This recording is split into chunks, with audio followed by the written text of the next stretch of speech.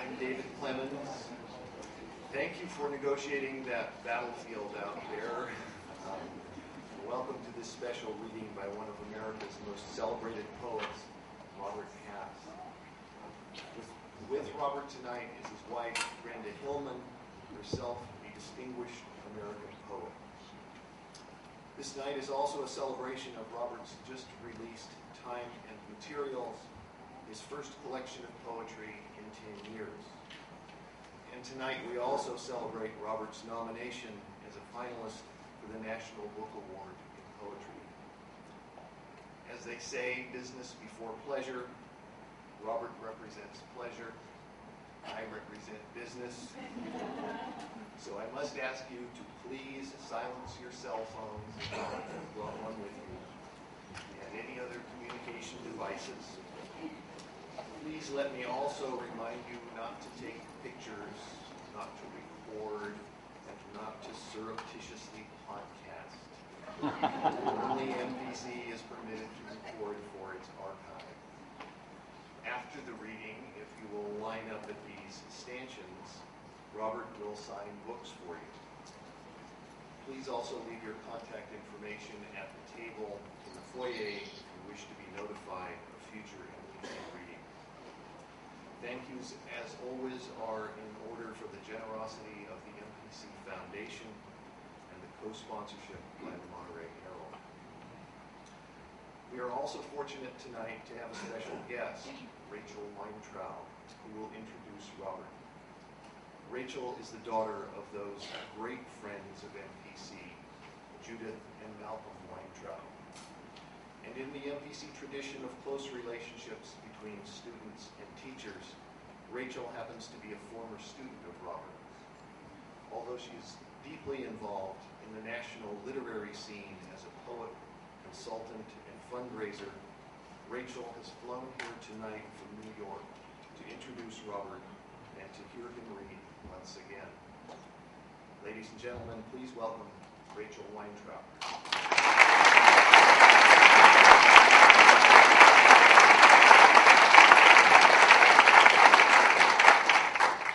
Thank you, David, for that introduction, and thanks also to Alston James and the Humanities Division for inviting me to introduce Robert Haas this evening.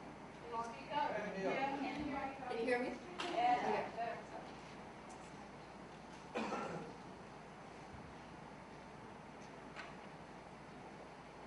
As a native Californian from this area, I'm honored to be here tonight at Monterey Peninsula College to introduce a poet whose work has meant a great deal to me.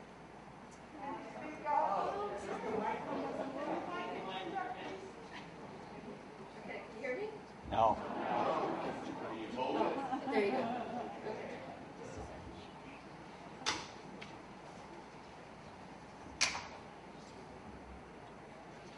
Okay, can everybody hear me? Yeah. Great. Okay, I first met Robert Haas in the early 80s while earning an MFA in creative writing at Columbia University. During my first 3 cold Februaries in New York, Mr. Haas taught a special course that felt to me each year like a breath of air off the Pacific. As a teacher, he was curious about his students and wanted to know who we were and what we were writing about. I was struck by and remember to this day his keen observation, his enthusiasm for the fresh image, and his openness. Since that time, I followed his career, attended his New York City readings, and more recently studied with him again in a master's class at Poet's House in New York. Robert Haas is the author of 5 books of poems, including his recently published collection, Time and Materials, Poems 1997 to 2005, for which he is a National Book Award finalist. Haas was editor and translator of the Essential Haiku, versions of Basho, Busan, and Isa, and co-translator of several volumes of poetry by the late Nobel laureate Czesław Miłosz. He has edited several poetry anthologies, and his books of essays about poetry, 20th Century Pleasures, won the National Book Critics Circle Award. In addition to his many other honors, including the Yale Series of Younger Poets and the MacArthur Fellowship, He served as Poet Laureate of the United States from 1995 through 1997, during which time he crisscrossed the country promoting the cause of literacy in America. He teaches at the University of California at Berkeley, where any serious reader of literature would be fortunate to become his student. Robert Haas's poetry is grounded in the natural world. His descriptions are layered and sensual and incite a deep sense of wonder. He is concerned with defining things as a means to understanding his place in the world. What I have been most struck by in his poems is his focus on the behavior and mystery of time. In one moment, he is looking at a luminous flower, and in a seamless transition, he takes the readers to a 1940s childhood memory or introduces us to a fictional character from 19th century Russia. Past and present, the real and the imagined merge for Haas. Often, when I reach the end of one of his poems, I sit agape, and in my astonishment I ask, how did he do that? In his introduction to Haas's first collection, Field Guide, the late poet Stanley Kunitz wrote, "Reading a poem by Robert Haas is like stepping into the ocean when the temperature of the water is not much different from that of the air. You scarcely know until you feel the undertow tug at you that you have entered into another element. Suddenly, the deep is there with its teeming life." Kunitz made this observation in 1973, and now, more than 30 years later, it is an assessment that still holds true. Whether you are a student of literature, of history, of mathematics, or of science, these are poems to read. Ladies and gentlemen, it is an honor for me to introduce Robert Haas.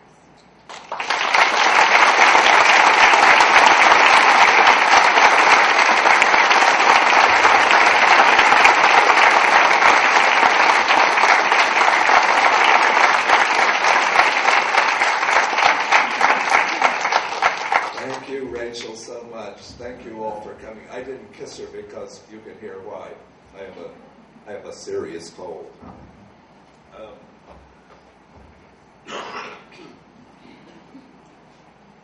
But I'll do fine.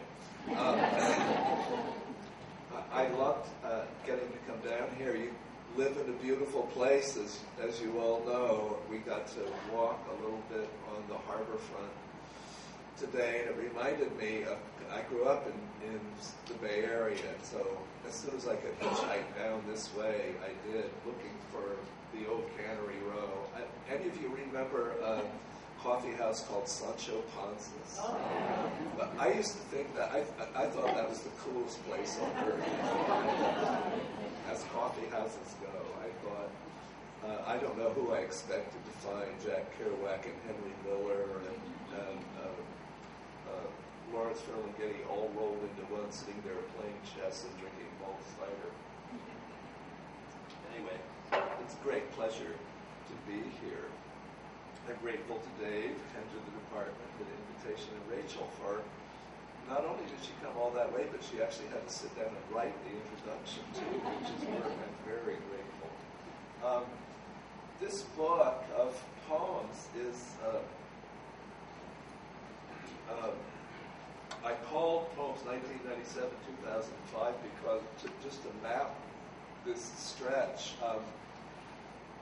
Mostly I write poems rather than books of poems. I write them as they come, and this was a period following on the peculiar job of being Poet Laureate of the United States, in which I was involved in a lot of public stuff. Sometimes the poems were slow to come, though I was always working at them, and then at a certain point thought, well, what is this? And I said, well, this is the book of my coming out of my 50s and into my 60s. And I'm thinking about time, and thinking about love and death and war at a certain point necessarily. Thinking about the state of the earth, about human violence, and people my age watching Iraq happen, having seen Vietnam happen. begin to feel haunted and discouraged about human nature. It was a great pleasure to come into town today and see the women from Code Pink right next to the libertarian anti-war people all holding up pink signs on the road. Because it meant that some people are upset enough to go stand on a street corner and say to their citizen neighbors, this war is going on and on. So I had to assemble this,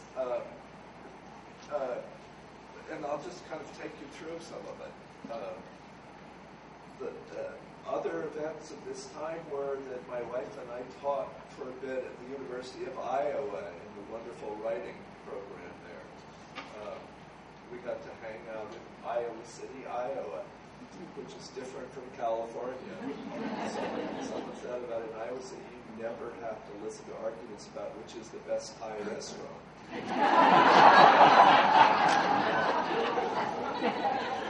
And we lived in Berlin for a brief period. I taught for a semester at the Free University in Berlin, and during that time, to bring my pretty hopeless college German up a little bit, I tried to read German poetry at night and do little translations of German poems. So that also came into what I was doing. And then a dear friend, the Polish poet Czesław Miłosz, with whom I'd worked for 25 years on his poems, died in 2005 at the age of 93. For 25 years in the Berkeley Hills, mostly on Monday mornings, I went over to his house, and he had done a first translation of a poem. He was born in 1911 in Lithuania, so he went to university in 1931. Precociously published his first book of poems, self-published in 1932 or so. So the poems that I was working on in 1980 and 1990 covered the whole of the 20th century in one of the places where it was most violently felt.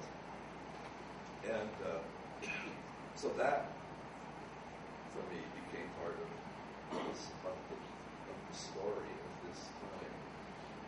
I decided to start the book with the simplest poems, and this is one about driving the highways in Iowa, and it goes, Iowa, January. In the long winter nights, a farmer's dreams are narrow. Over and over, he enters the furrow.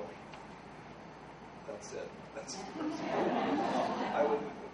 My wife and I were taking turns driving to Grinnell, Iowa, to Grinnell College on Friday afternoons to teach.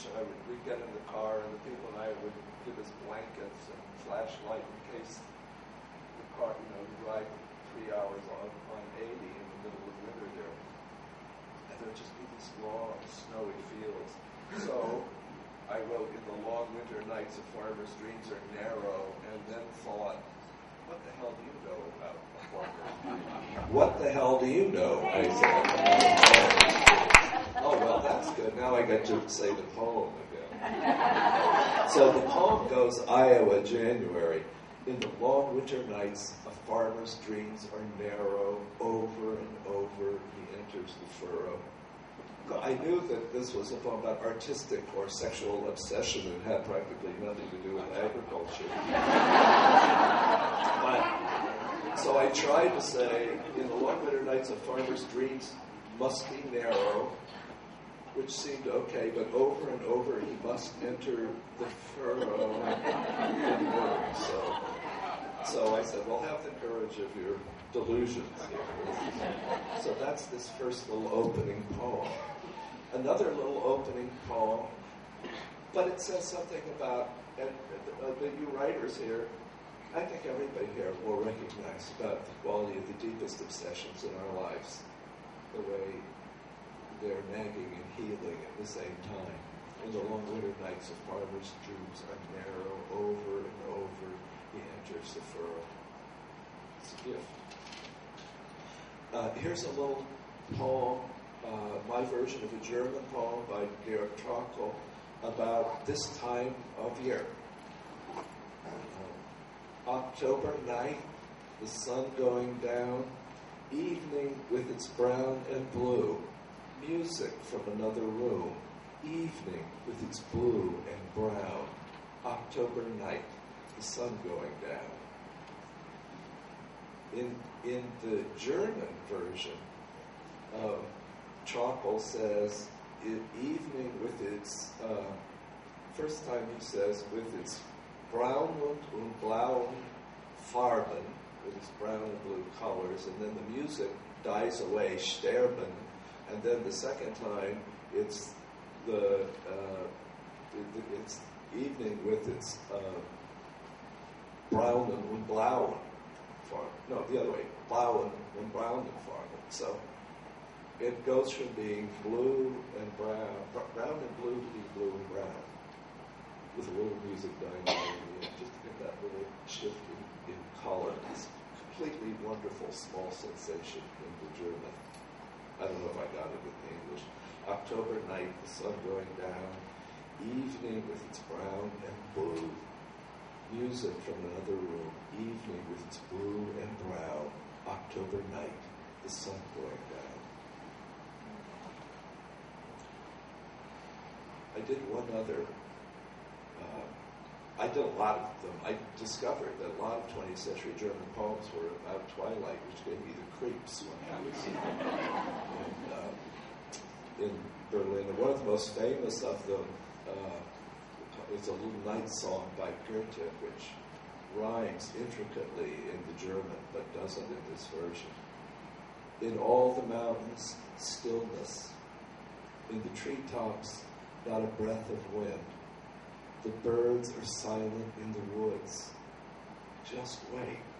Soon enough, you will be quiet too.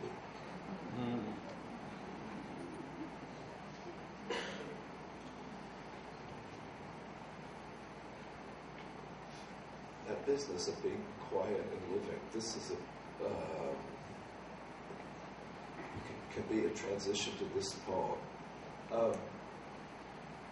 A remarkable book was published in Germany when we were there, and shortly afterwards a translation of it appeared in English. It's an amazing book. It's called Women in Berlin. Subtitle is 8 Weeks in a Conquered City. The author is anonymous. As you probably know, after the Russians reached Berlin at the end of World War II, for about 2 weeks they systematically raped every woman, girl, child, woman, and older woman in Berlin repeatedly. It was such a source of shame that it was buried knowledge for a long time. Woman, a travel writer and editor, kept a journal describing exactly what it was like, exactly the way people behaved, how she herself behaved, what she did to survive, with absolutely clear eyes. And it's a book, it's an amazing book about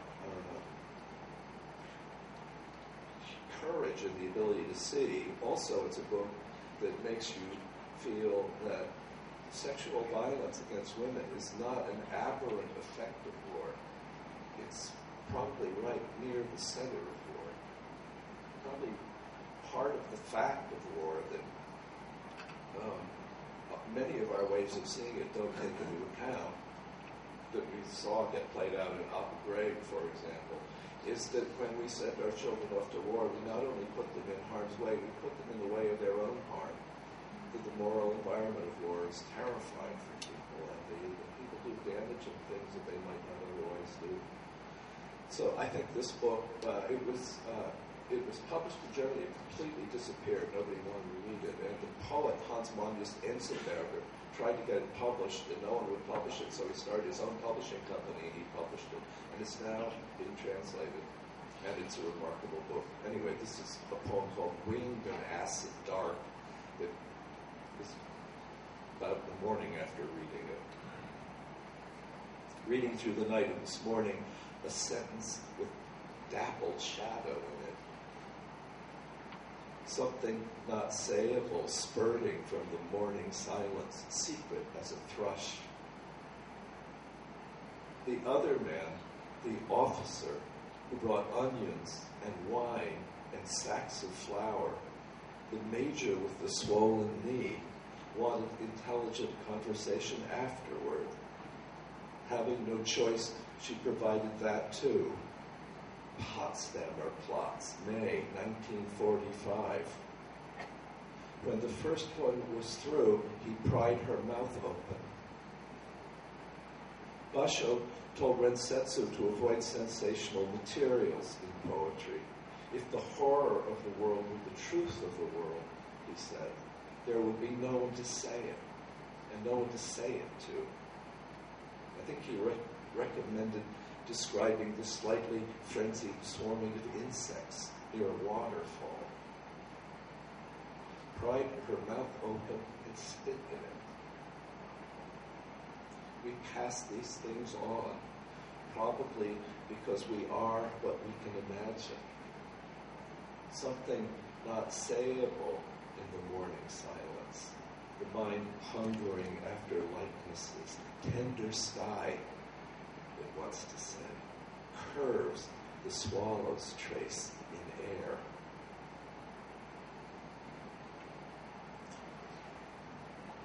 Dark material. So this is something else, another kind of poem. Let's change the subject for a moment.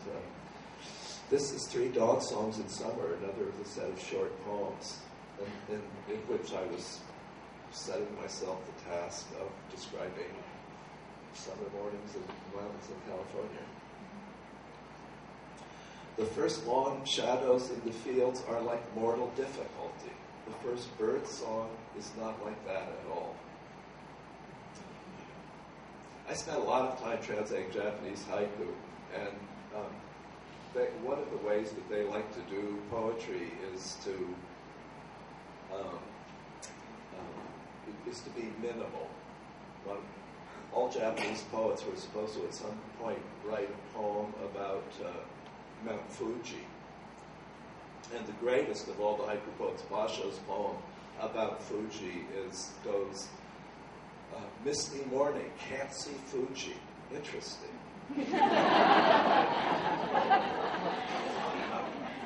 Imitating him, the poet Busan, describing going whale watching, which they did on the Japanese coast exactly the way we do on the California coast, has a poem that goes, April morning, yellow mustard down to the sea, no whale. Same spirit of that poem. So I was trying to evoke that way of talking about something as mortally wonderful as birdsong. The first long shadows in the field are like mortal difficulty. The first birdsong is not like that at all. Second one. The light in summer is very young and wholly unsupervised. No one has made it sit down to breakfast. It's the first one up, the first one out. Because he has opened his eyes, he must be light, and she, sleeping beside him, must be the visible. One ringlet of hair curled about her ear, into which he whispers, wake up, he whispers. Little allegory of the origin of all seeing. That poem is connected in my mind with this poem, which was written as an anniversary poem for my wife.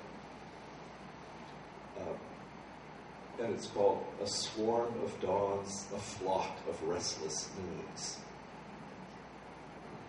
There's a lot to be written in the Book of Errors. The elderly redactor is blind for all practical purposes. He has no imagination, and field mice have gnawed away his source text for their nesting. I loved you first, I think, when you stood in the kitchen sunlight and the lazy motes of summer dust while I sliced a nectarine for Moroccan salad and the 7-league boots of your private grief. Maybe the syntax was a little haywire there. Left to itself, wire must act like Paul Klee with a pencil. Hay is the old English word for strike. You strike down grass, I guess, when it is mown. Mown. The field mice devastated the monastery garden, maybe because it was summer and the dusks were full of marsh hawks and the nights were soft with owls. They couldn't leave the herbs alone, gnawing the roots of rosemary, nibbling at sage and oregano and lemon thyme. It's too bad eglantine isn't an herb because it's a word I'd like to use here. Her coloring was a hybrid of rubbed amber and a little flare of dawn rose in the kernel of an almond.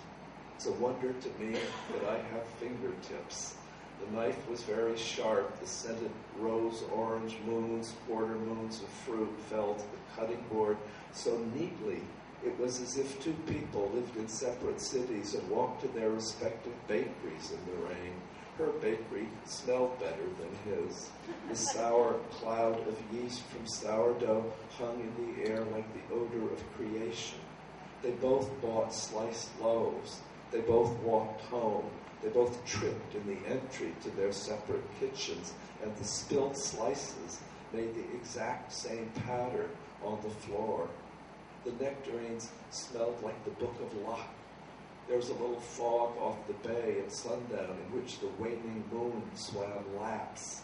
The Miwoks called it Moon of the Only Credit Card.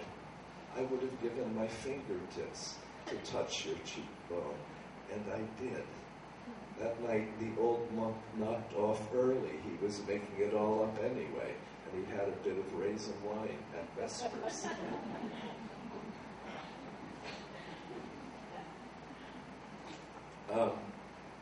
This poem is was written for at the end of his life for Czesław Miłosz. There's another poem in here that I'll read because it's so encouraging. He wrote this poem. He wrote a series of poems at the age of 90 called Oh. He by that time he had moved back to Krakow, and we were corresponding by mail, and he sent me these poems, and I wrote back to him and said, do you mean them to be O-H or O exclamation point, O-H exclamation point or O exclamation point? And he was pretty blind by that point. His secretary emailed me and said, Czesław says talk on the phone, so I called him on the phone and said, Czesław, do you mean O-H or O? And he said, how do you see the difference? And I said, well, O would be full wonder, oh, and O without the H would be like surprise and wonder, more like, huh. And he hesitated and then he said, oh, for sure.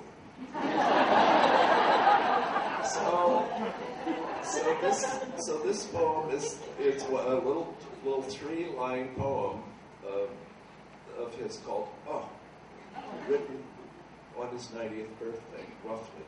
Oh, happiness to see an iris, the color of indigo as Ella's skin was once, and the delicate.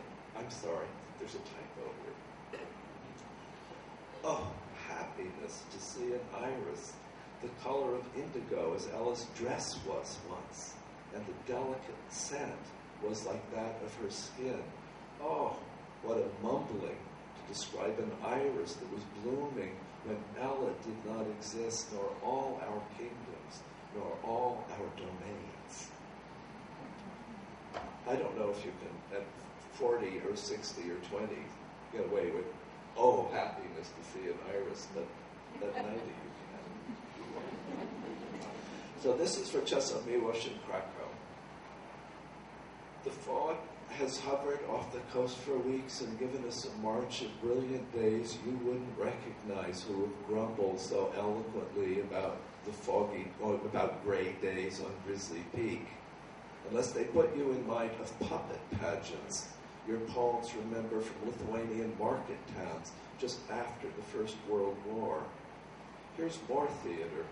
A mule-tailed doe gave birth to a pair of fawns a couple of weeks ago, just outside your study, in the bed of oxalis by the redwood trees. Having dropped by that evening, I saw, though at first I couldn't tell what I was seeing, a fawn, wet and shivery, curled almost in a ball under the thicket of hazel and toyon. I've read somewhere that does hide the young as best they can and then go off to browse and recruit themselves. They can't graze the juices in the leaves if they stay to protect the newborns. It's the glitch in engineering through which chance and terror enter on the world. I looked closer at the fawn. It was utterly still and trembling, eyes closed, possibly asleep. I leaned to smell it. There was hardly a scent. She had licked all traces of the rank birth smell away. Do you remember this fragment from Anacreon? The context, of course, was probably erotic. ...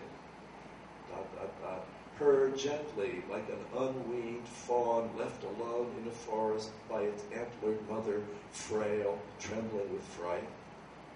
It's a verse, you will like this detail, found in the papyrus that wrapped a female mummy a museum in Cairo was examining in 1956. I remember the time that a woman in Portland asked you if you were a reader of Flannery O'Connor. You winced regretfully, shook your head, and said, "You know, I don't agree with the novel." I think you haven't agreed in this same sense with life. Never accepted the cruelty and the frame of things brooded on your century and God the monster and the smell of summer grasses in the world that can hardly be named or remembered past the moment of our wading through them, and the words poor salvation, the world's poor salvation in the word. Well, dear friend, you resisted. You were not mute. Mark tells me he has seen the fawns grazing with their mother in the dusk, gorging on your roses. So it seems they made it through the night, and neither dog nor car has got to them just yet.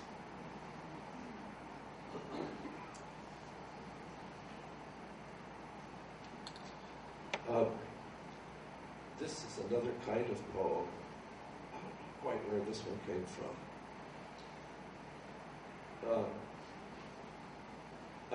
I guess memory begins to enter poems at a certain point in life. But I don't think this came so much from memory as it did from thinking about double bindings. And it's called The World as Will and Representation. When I was a child, my father, some mornings, for a time, when I was 10 or so, my father gave my mother a drug called Antabuse. It makes you sick if you drink alcohol. They were little yellow pills. He ground them in glass, dissolved them in water, handed her the glass and watched her closely while she drank. It was the late 1940s, a time, a social world in which the men got up and went to work, leaving the women with the children. His wink at me was a 1940s wink. He watched her closely so she couldn't pull a fast one or put anything over on a pair as shrewd as the two of us. I hear those phrases in old movies and my mind begins to drift. The reason he ground the medications fine was that the pills could be hidden under the tongue and spit out later. The reason that this ritual occurred so early in the morning, I was told, and knew it to be true, was that she could, if she wanted, induce herself to vomit. So she had to be watched until her system had absorbed the drug. The reason, if she wanted, induce herself to vomit, so she had to be watched until her system had absorbed the drug. Hard to render in these lines the rhythm of the act. He ground two of them to powder in a glass, filled it with water, handed it to her, and watched her drink. In my memory, he's wearing a gray suit, herringbone, a white shirt she had ironed. Some mornings, as in the comics we read, when Dagwood went off early to placate Mr. Dithers, leaving Blondie with crusts of toast and yellow rivulets of egg yolk to be cleared before she went shopping on what the comic called a shopping spree with Trixie, the next-door neighbor, my father would catch an early bus and leave the task of vigilance to me. Keep an eye on Mama, partner. You know the passage in the Aeneid? The man who leaves the burning city with his father on his shoulders, holding his young son's hand, means to do well among the flaming R's and the falling columns, while the blind prophet, arms upraised, howls from the inner chamber, great Troy is fallen, great Troy is no more. Slumped in a bathrobe, penitent and biddable, my mother at the kitchen table gagged and drank and gagged. We get our first moral idea about the world, about justice and power, gender, and the order of things from somewhere.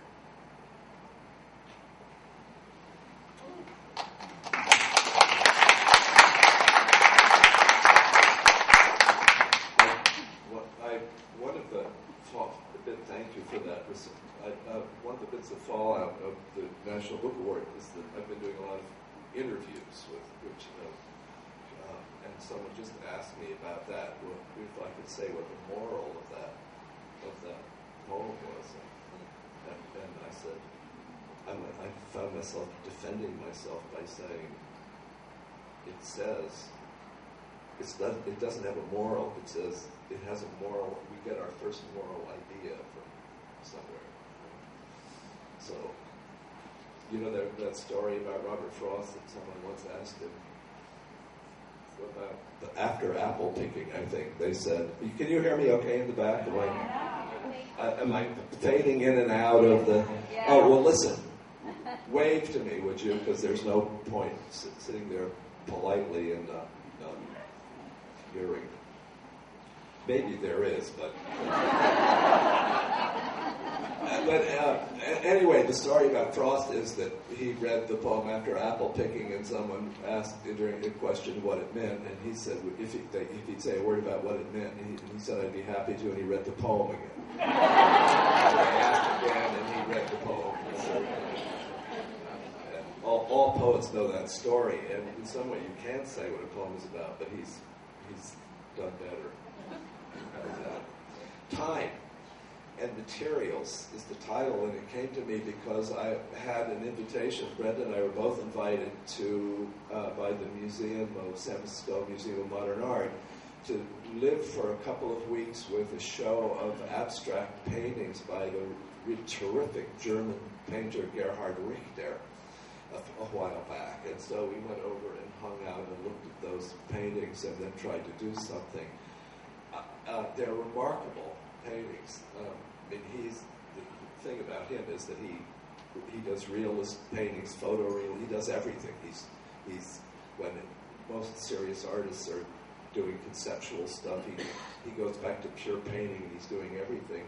And with abstraction, what he's mostly doing, it looked like, was applying thick layers of paint, almost as if with a squeegee, and then defacing them, really. And the effect is very beautiful, quite remarkable. So I tried to get some of that in this poem, Gerhard Richter, Abstract Bild. To make layers as if they were steadiness of days. It snowed, I did errands at a desk, a white flurry out the window thickening.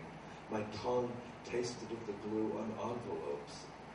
On this day, sunlight on red brick, bare trees, nothing stirring in the icy air. On this day, a blur of color moving at the gym where the heat from bodies meets the watery cold surface of the glass. Made love, made curry, talked on the phone to friends. The one whose brother died was crying and thinking alternately, like someone falling down and getting up and running and falling and getting up. The object of this poem is not to not annihilate. The object of this poem is to report a theft in progress of everything that is not these words and their disposition on the page. The object of this poem is to report a theft of everything that exists that is not words and their position on the page. The object of this poem is theft, thoughts, they exist, the words, page. To score, to scar, to smear, to streak, to smudge, to blur, to gouge, to scrape. Action painting. That is, the painter gets to behave like time. The typo would be painting, action painting.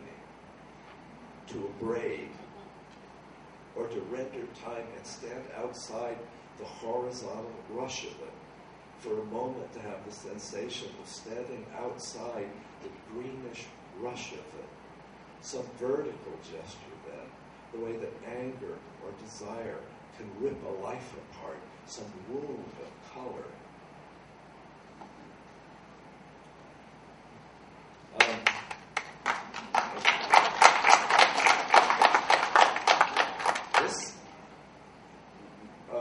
I won't read the whole thing, but again, the way things happen in time, I got an invitation at the time of the 50th anniversary of the Lamont Doherty Earth Observatory at Columbia University, which was the place that did the first work on global warming. So, and they were having a celebratory conference. This was about 4 years ago. And they brought together all the scientists who have been working on all the different aspects of global warming. And it was called The State of the Planet. And someone from there asked if I would write a poem to be read at the opening. And in a moment of insanity, I said I would. Trying sitting down at a desk and writing on the top of a sheet of paper, The State of the Planet. Then put your head down. Yes. So I'm going to read a little of this. What it turned into was a poem to the old Roman poet Lucretius, who wrote a poem called On the Nature of Things, kind of bringing him up to date. But it begins with a Pacific storm. One of the, in this case, a late October rainstorm. October on the planet at the century's end. Rain lashing the windshield. Through blurred glass, gusts of a Pacific storm, rocking a huge shank-needled Himalayan cedar. Under it, a Japanese plum throws off a vertical cascade of leaves the color of skinned copper, if copper could be skinned. And under it, her gait as elegant and supple as the young of any of Earth's species, a schoolgirl negotiates a crosswalk in the wind, her hair flying, the red satchel on her quite straight back, darkening, splotched by smoky crimson splotch as the rain pelts it. One of the 6 billion of her hungry and curious kind. Inside the backpack, dog-eared, full of illustrations, a book with a title like Getting to Know Your Planet. The book will tell her that the Earth this month has yawed a little distance from the sun, and that the air, cooling, has begun to move as sensitive to temperature as skin is to a lover's touch. It will also tell her that the air, it's likely to say the troposphere, has trapped emissions from millions of cars idling like mine as she crosses, and is making a greenhouse of the atmosphere. The book will say that climate is complicated, that we may be doing this, and if we are, it may explain that this was something we've done quite accidentally, which she can understand, not having meant that morning to have spilled the milk. She's one of those who's only hungry metaphorically. Poetry should be able to comprehend the earth, to set aside from time to time its natural idioms of ardor and revulsion, and say in a style as sober as the Latin of Lucretius, who reported to Venus on the state of things 2,000 years ago, "It's your doing that under the wheeling constellations of the sky," he wrote, "all nature teems with life, something of the earth beyond our human dramas. Topsoil, going fast, rivers, damp and fouled, cod, about fish out, haddock, about fish out, Pacific salmon nosing against dams from Yokohama to Kamchatka to Seattle and Portland, flailing up fish ladders against turbines in a rage to breed, much older than human beings and interdicted by the clever means that humans have devised to grow more corn and commandeer more lights. Most of the ancient groves are gone, sacred to Kuan Yin and Artemis, sacred to the gods and goddesses in every picture book the child is apt to read. If she lived in Michigan or the Ukraine, the child might find washed up on the beach in a storm like this limestone fossils of Devonian coral. She could study the faint white markings.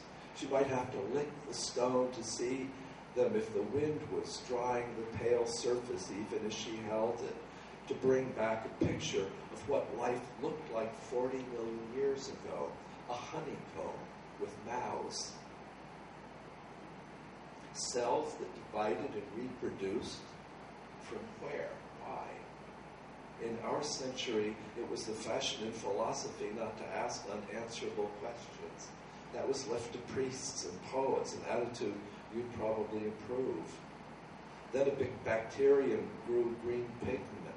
That was the essential miracle. It somehow unmated carbon dioxide to eat the carbon and turn it into sugar and spit out, hiss out, the molecules of oxygen the child on her way to school is breathing, and so bred life. Something then of DNA that curled musical ladder of sugars, acids, from there to eyes, ears, wings, hands, tongues, armadillos, piano tuners, gnats, sonnets, military interrogation, the coho salmon, the Margaret Truman Rose. The people who live in Tena on the Napo River say that the black viscid stuff that pools in the selva is the blood of the rainbow boa curled at the earth's hot core.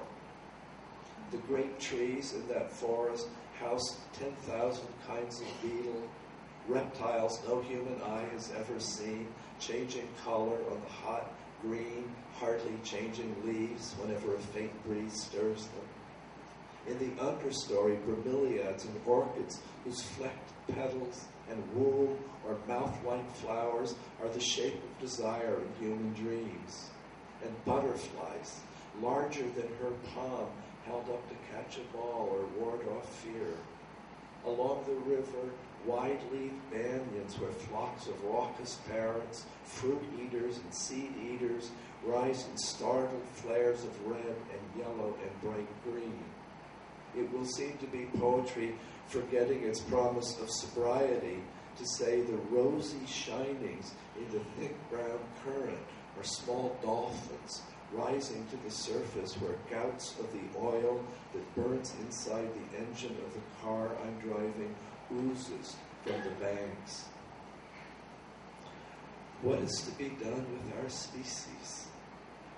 Because we know we're going to die, to be submitted to that tingling dance of atoms once again, it's easy for us to feel that our lives are a dream. One would like to think the rhythm of the world would make a dance, that the black and white flash of a flock of buntings in October wind heading south toward winter habitat would find that the December fields they're kind of known and mated in for 30 centuries or more were still intact, that they will not go the way of the long-billed Arctic curlews who flew from Newfoundland to Patagonia in every weather and are gone now for the kinds on Earth. the last of them seen by any human, alit in a Texas marsh in 1964. As this is in a way a dream, the flailing rain, the birds, the soaked red backpack of the child, her tendrils of wet hair, the windshield wipers, this voice trying to speak across the centuries between us, even the long story of the earth, boreal forests, mangrove swamps, Tiberian wheat fields in the summer heat on hillsides south of Rome, all of it a dream, and we alive somewhere, somehow, outside it, watching. People have been arguing for centuries with Cretius about whether or not you thought that Venus was a metaphor because of the rational man they took you for. Also about why your poem ends with a plague. The bodies heaped in the temple of the gods to disappear. First one, then a few, then hundreds, just stopping over here, to vanish in the dusk, in the marsh. So easy in imagination to tell the story backward, because the earth needs a dream of restoration. She dances, and the birds just keep arriving, thousands of them, immense Arctic flocks, her teeming life. So that's some of that.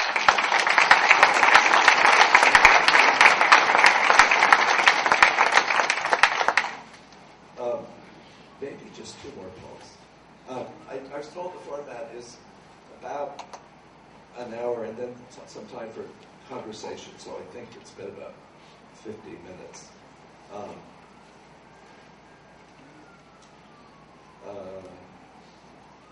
Okay. This is I'll do two. One, because it's a little more fun. And it's called The Dry Mountain Air. It's called The Dry Mountain Air.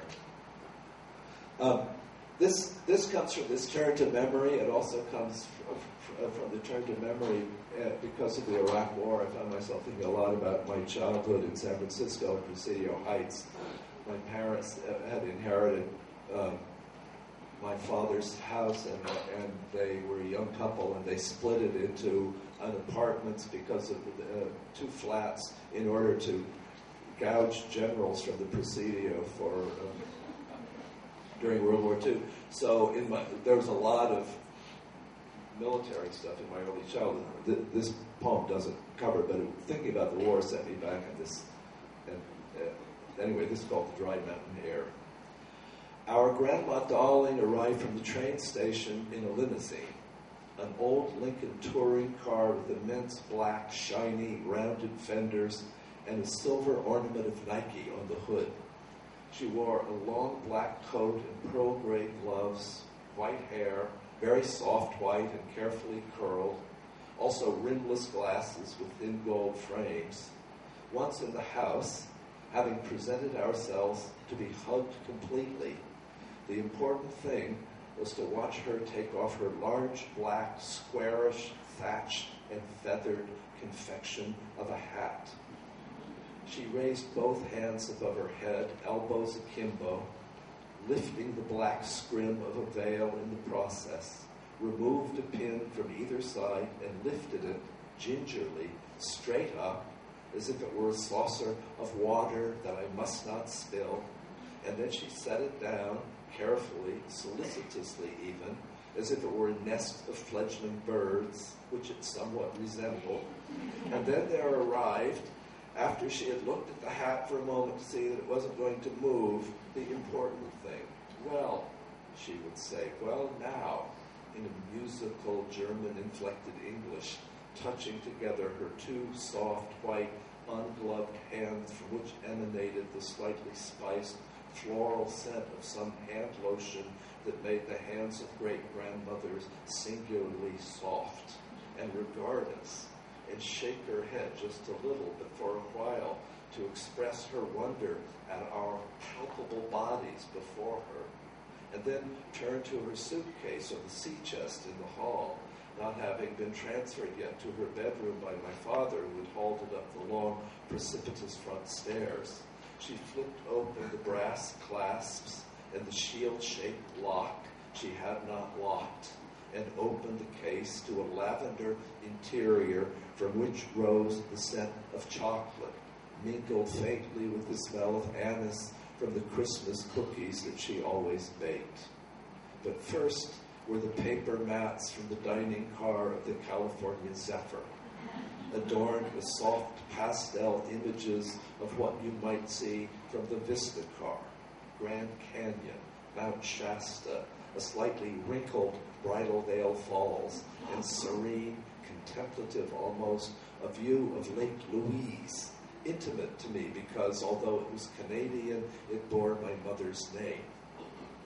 My brother and I each got two views. He, being the eldest, always took Grand Canyon, after which I found obscurely terrifying, and so being second was always a relief.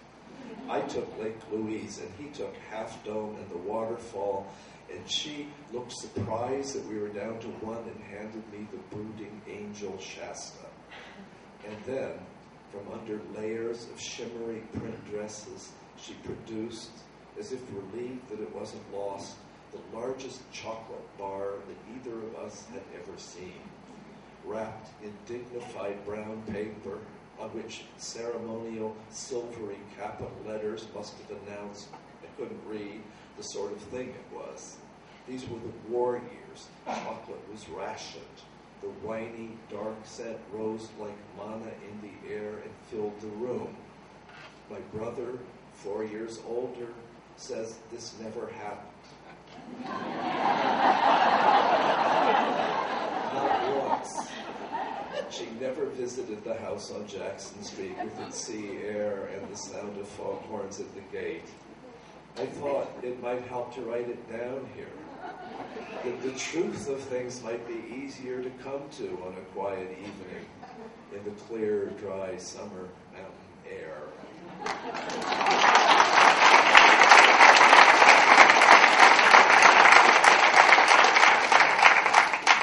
So that poem led to this poem. I'll finish with it. It's called Consciousness. First image is blue sky. Nothing in it and not understood as sky, a field of blue. The second image is auditory, the moan of a foghorn. We have been arguing about the nature of consciousness, or avoiding arguing, talking. Dean had read a book that said that consciousness was like a knock-knock joke, some notion of an answering call having brought it into being, which was finally itself anticipating an answer from itself, echo of an echo of an echo. My mind went 7 places at once. One place was a line of ridge somewhere in a dry western landscape. Just after sundown, I saw a pair of coyotes appear suddenly on the ridge edge and come to a loping stop and sniff the air and look down toward a valley in the moonlight, tongues out in that way that looks to us like happiness, though it isn't necessarily. I suppose they were an idea of mammal consciousness come over the event horizon in some pure form, hunter attention, life in the body attention. C.D. said human consciousness shows up in the record as symbolic behavior toward the dead. My mind also went to Whitman, not interested, he said, in the people who need to say that we all die and life is a suck and a cell and 2 + 2 is 4 and nothing left over. I think I respond with such quick hostility to anything that smells like reductionist materialism because it was my father's worldview. Bobby, he was sitting in a chair on the porch, the old house on D Street. It's a dog-eat-dog world out there. I was drawing with crayons on the stairs. Across the street, the Haley's collie, Butch, was humping the McLaughlin's collie, Amanda, on the Mullins' front lawn, their coats shuddering like a wheat field in August. Those stairs, there were 5 of them. I took 3 in a leap coming home from school, and then 4, and one day 5, and have complicated feelings about the fact that it is one of the vivid pleasures of my life. When I came into the room where he was dying of cancer, my father gave me a look that was pure plea, and I felt a flaring of anger. What was I supposed to do? He was supposed to teach me how to die. And a few minutes later, when he was dead, I felt such a mix of love and anger and dismay and relief at the sudden peacefulness of his face that I wanted to whack him on the head with his polished walnut walking stick, which was standing against the wall in a corner like the still mobile part of it. My mind also went to Paris. Steam on summer mornings rising off the streets the municipal workers had watered down at the corner of Rue de l'École des Médecins and Rue du Puy-Tran. I suppose because that city is a product, among other things, of human consciousness, and whatever else it isn't a knock-knock joke. My grandmother used to say what a good baby I was, that they would put me in a crib on the roof of the house on Jackson Street in the sunlight and the smell of sea air from the Golden Gate, and that I never cried. They checked to see if I was sleeping, and I wasn't. My eyes would be wide open. I seemed to be content to lie there looking at the sky. So I think that first image of consciousness in my consciousness is not the memory of a visual perception, but the invention of the image of a visual perception, the picture of a field of pure blue that came into my head when my grandmother told me that story. Outside, the sound of summer construction starting up. From my window, I see a chicory come out of the dry grasses, pale gold in the early morning light, and raise little puffs of dust as it bounds across the road, going somewhere, going about its chicory business, which at this season must be mostly provision. It was years before I understood that my father was telling his young son that he hated the job he had to go to every day. It's hard to see what you're seeing with, see what being is as an activity through the instrument of whatever it is we have being in. Consciousness that means nothing, Cheslov wrote, that loves itself, George Oppen wrote. My poor father. Thank you.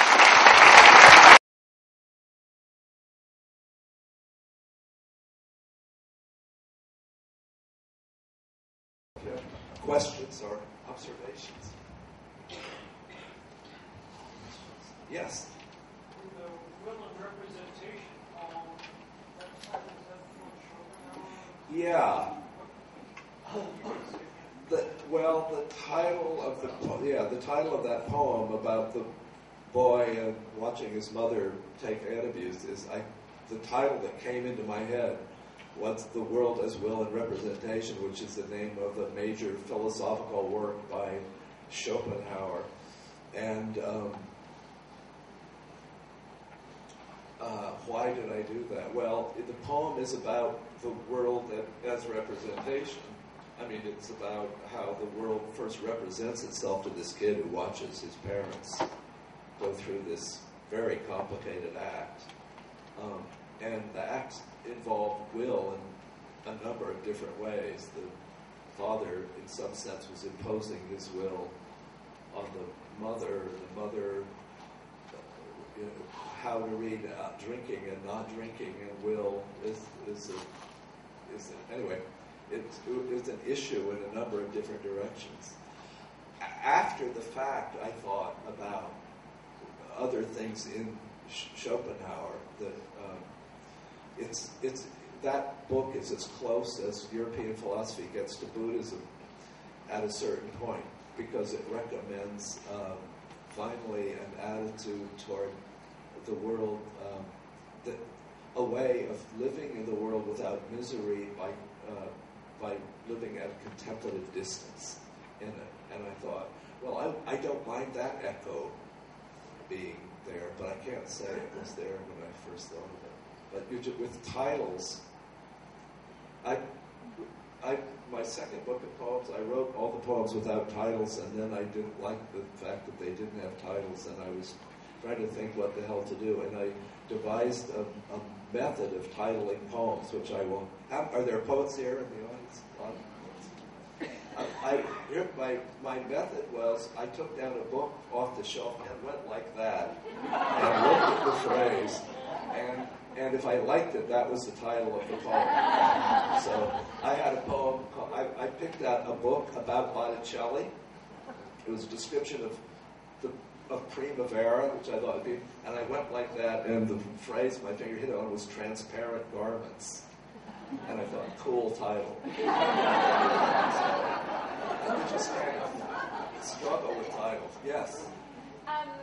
That same poem, whose title is so long that I can't even remember to pronounce it. There's a line in there where you say, and the prophet says, Troy has fallen. Yeah. Troy has fallen. Could you explain some of the significance of that?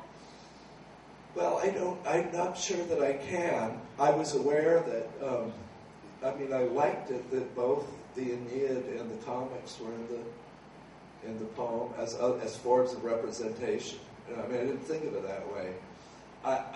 The Dagwood part was a way of getting at, what little boys were taught about gender in the Blondie comics, that was left to themselves. Women would all go off on shopping sprees, and that while the men worked, that was the particular thing. You had to watch out because women would go on shopping sprees. And I Love Lucy, same deal. It was that.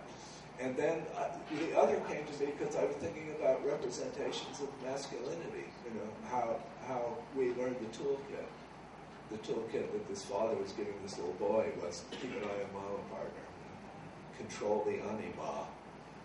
It's complicated because inside it, I liked the way, in a sort of terrible and clinical way, I felt, I don't know if I got it, that many kinds of painful double binds that situation called up, and the artist in me liked that. I guess it's because it seems true to the world. And so the heroic, all the epic, came to me because the epic is about the male toolkit. Actually, if you think about it, the sort of kind of first whole glimpse we get of human consciousness, it happens with literacy. And once there's literacy, not very long ago, really, human beings have not been around very long in comparison with everything else. And then our glimpse of our species really only begins max 5,000 years ago. And with writing, not much more than 3,000 years ago. And in every single culture, the first thing we see is the stories of a male warrior ethos and its problems. Beowulf, Arjuna in the Bhagavad Gita, the Nibelungen songs, the Iliad, the Odyssey, the very early warlord stories, faithful retainer stories in Japan and China. In every single culture, as soon as people wrote things down, they were writing stories about how the male warrior deal.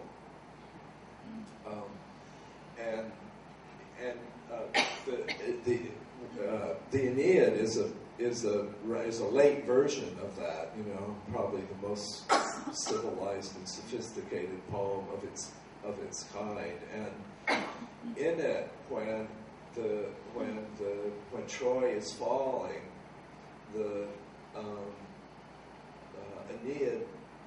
Aeneas hauls his elderly father onto his shoulders and grabs his son by the hand. He can't find his wife, and it's just one of the great things in poetry. And he's going out of Troy as it's falling, and it turns off he's going out to found this new city. I suppose we all, in some way, leave the burning house of our childhood, bearing something on our backs. I've heard analysts say that everyone takes out of the house they grow up in the unsatisfied and unstated longings and regrets of their parents, and those become their task in the world in some way or other. And then we willy-nilly, do the same thing with our children. As Philip Larkin so wisely observed. But I didn't, I have to say the story came to me because of the story of what it is to be a male that's in there. To try to be a good guy male, you're carrying your dad on your shoulders, you have this little boy in your arms, you can't find your wife, and the world is burning away. That was one myth, and then the other myth was, Dagwood is kind of this hapless jerk, and Blondie goes shopping when he's not looking. So those are two of the way the world was represented to me.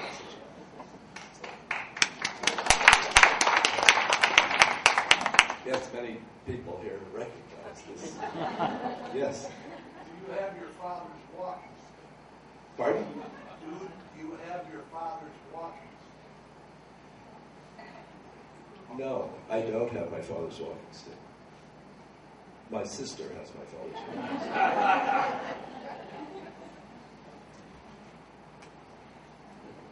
Yes. This position of Poet Laureate is kind of a vague as far as what your assignment might be or your expectations.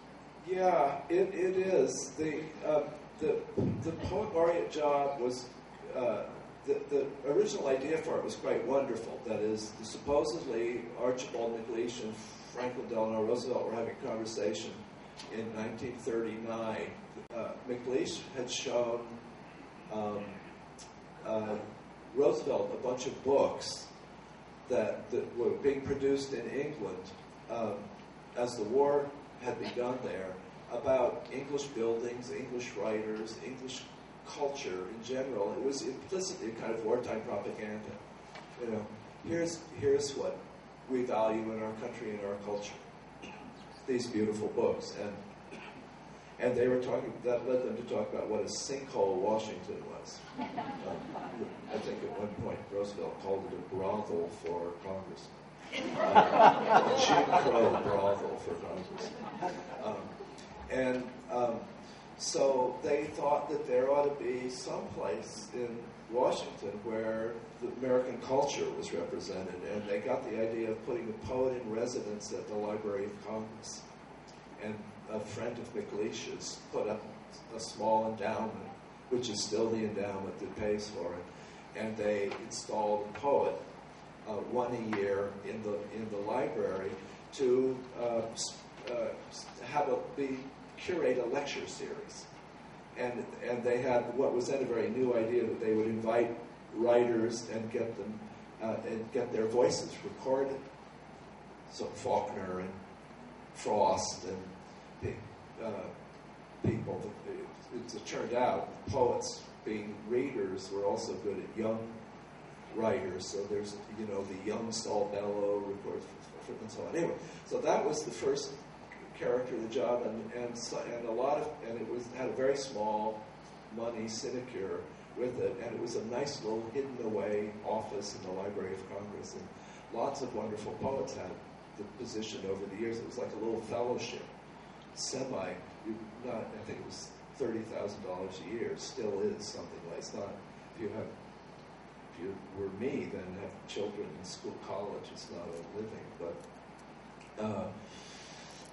and then in the 80s, they changed the name to Poet Laureate, and it was done not by the literary community, but by a congressman who just thought the name was a cool idea. And the first person to have the title of Poet Laureate was Robert Penn Warren.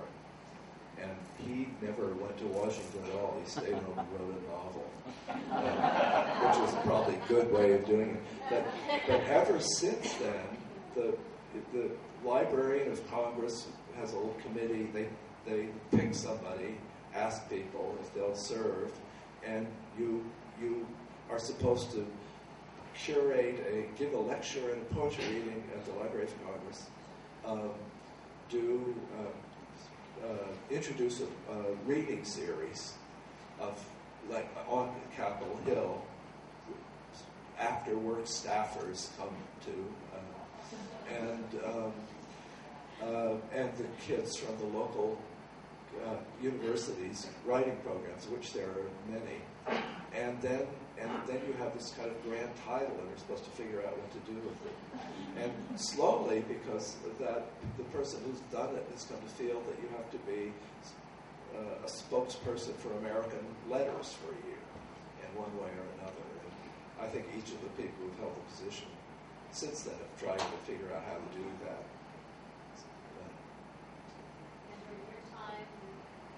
During your time, what did you do? Well, I did a couple of things. One was I went to the Washington Post and said, you ought to syndicate poetry, and they said, we have the same thought.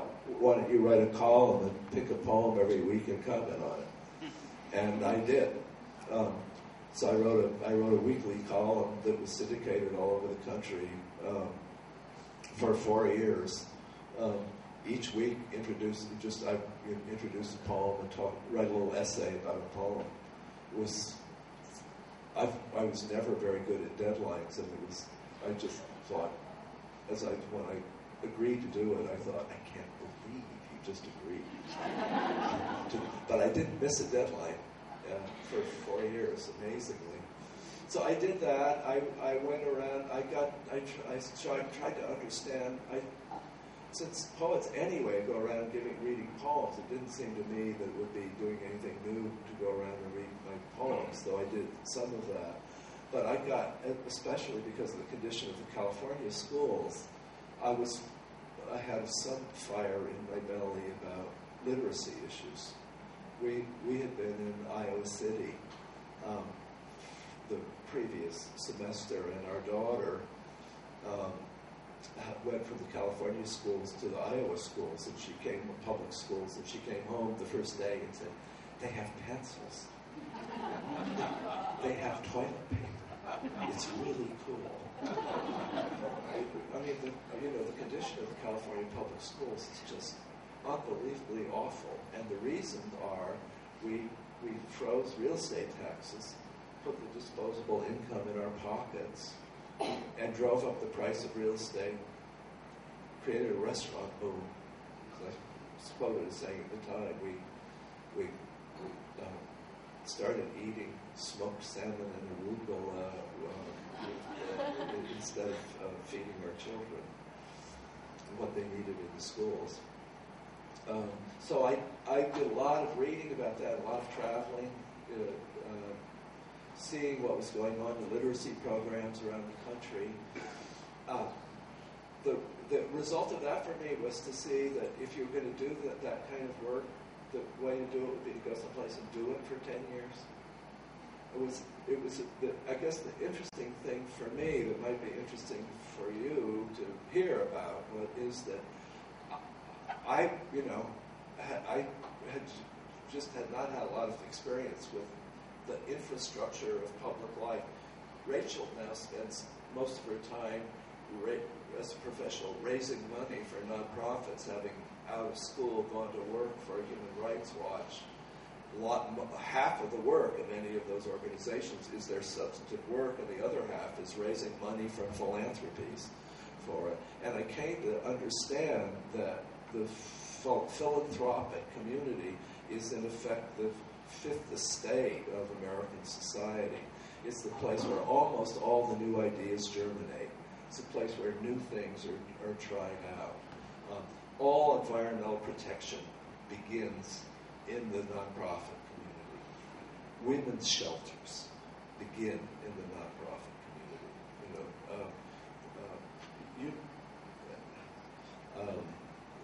People who are concerned about the fact that kids are not learning music anymore.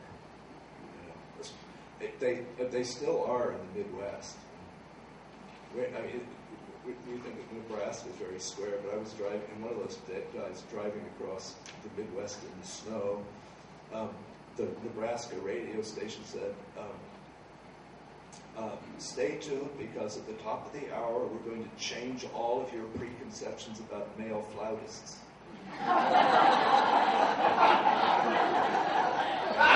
You would never hear that in California.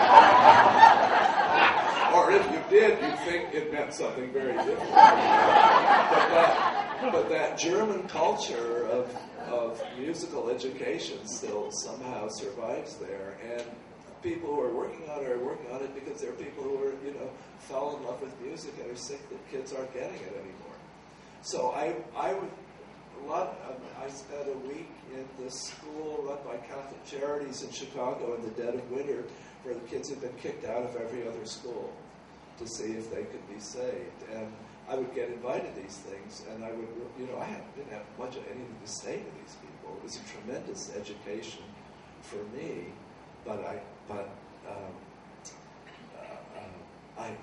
what I thought was, well, you should go back and do what you do. That's the appropriate thing to do. But it made me so admire the work that people do. I think we began by talking about the people in Code Pink standing in the corner. If they weren't there, if you looked around, you would think everybody's just decided that this is okay, and we're just going to let it play out for as long as it plays out. So that was an education for me. Maybe one more question. Yeah. Are the articles that you publish for the Post, are they available? Oh, thank you for asking. Yeah, actually, there are 2 volumes of them. Two volumes of 2 years worth, and they're, I hope, books for people who love poetry and have not have kind of lost touch with what's going on. So I was able to say to people, great Mexican poet Octavio Paz died. Here's one of his terrific poems. Here's an interesting young poet for Labor Day who wrote poems about union fights in Pittsburgh and so on. So, I hope the bookstore will have the newer one anyway, which is called Now and Then. Anyway, thank you all so much.